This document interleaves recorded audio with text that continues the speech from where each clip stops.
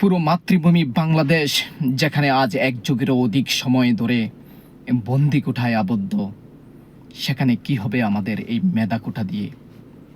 আমাদের মেধাবীরা কি পারবে এই বন্দি কোঠার ডিঙ্গি পার হয়ে তাদের মেধাকে বিকশিত করতে? কারণ আজ আমরা এমন এক পরিস্থিতির মধ্য দিয়ে যাচ্ছি, আমরা সব কিছু বুঝেও বুঝি না, সব কিছু দেখেও দেখি না, সব কিছু জানার পরও আমরা জানি না।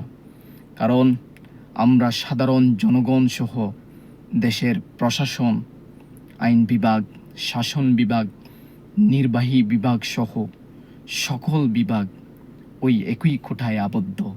সেটার নাম হলো বন্দি কোঠা।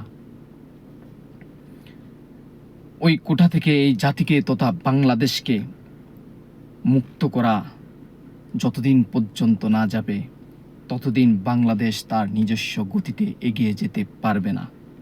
তাই আসুন, বাংলাদেশকে এই বন্দি কোঠা থেকে মুক্ত করতে আমাদের সকলের উচিত আজকের এই ছাত্র আন্দোলনের সাথে সহমত পোষণ করে যে যেখানে আছেন সেখান থেকে একযোগে মাঠে নামা, দেশটাকে বন্দি কোঠা থেকে মুক্ত করে সকল নাগরিকের মৌলিক অধিকার ফিরিয়ে দেওয়া সহ সকল মেধাবীদের দেশ পরিচালনার সুযোগ করে দেওয়া, দেশের মৌলিক অবকাঠামো পুনর্নির্মাণ সহ সুশীল জাতি গঠনে অংশগ্রহণ করা, এটা আমাদের নৈতিক দায়িত্ব।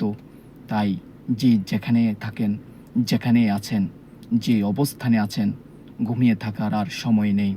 এই নৈতিক আন্দোলনের সাথে একাগ্রতা পোষণ করে আসুন তাদের আমরা সহযোগিতা করি।